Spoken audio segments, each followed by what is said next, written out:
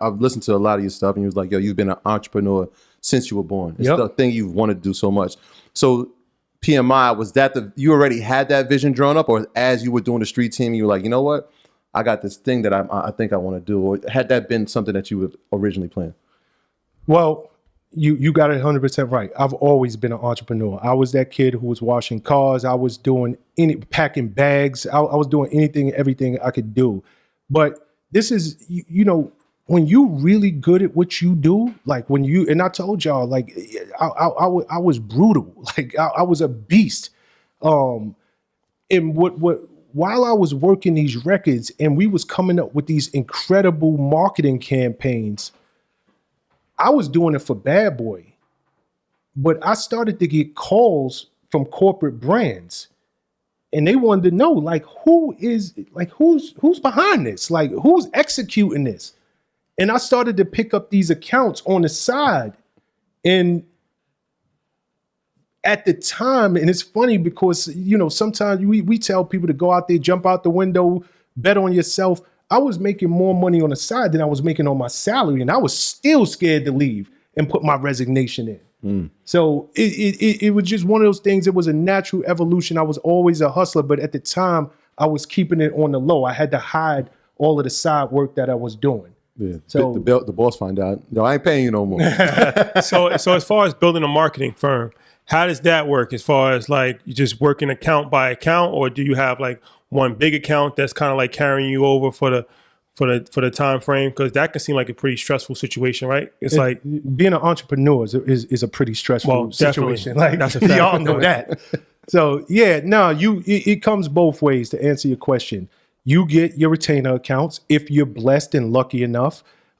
In some of it, it's account by account. Like, it might be brands out there that are launching new campaigns and they just need somebody to execute it. They need somebody to come in with fresh new ideas. And it's just for this launch, it might be for, the Christmas season, October, November, December, or it might be the launch of these new sneakers, or McDonald's decides that they come out, they have a new campaign. We just want it for the next 6 months. So you're good. So you always are juggling accounts. What was your favorite highlight? Yeah, what's your highlight of your marketing?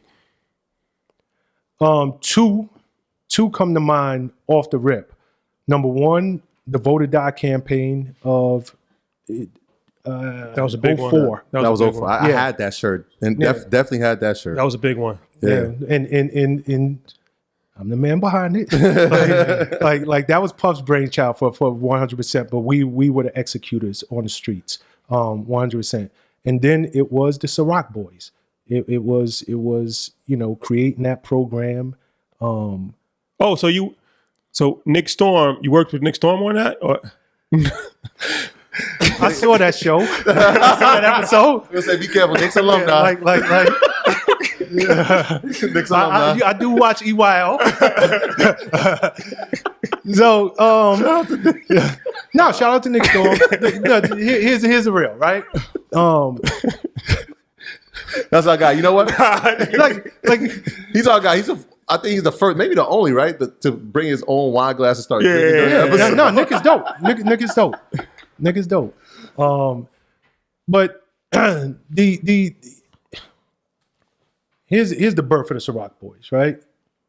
I got a call before Ciroc was what y'all know it to be. Mm-hmm. Ciroc was selling something like 40,000 cases. I went up to the very first meeting with Puff and a woman named Jackie Lee, who deserves her credit. She was working at Diageo, and she was the one who had the out of the box thought that, we should bring somebody in that is on the level of a Diddy and have him put his muscle behind this brand. And Puff went in and the deal was done. And I'll never forget, Puff called me. It was 5 a.m. He was in his Miami crib. And he woke me up, and he was doing what he do. Prez, this one can change all our lives, Playboy. Like listen, man, like I need you, and this is his exact words. I need you to put that brilliant marketing brain of yours to work, man. Like this can be the one that set us up for life. And I had to sit and I had to think, what can we do that would be effective? And here's the deal, right? People know Ciroc now, but phonetically, try sounding out C-I-R-O-C. Like, I was taking this to people in the hood and influencers, and people was like, Ciroc. Like, people didn't even know how to pronounce it. So there was certain hurdles we had to come over, and then I had the thought process of, it's just one of those moments, man, where you're like, yo, it's the DJs.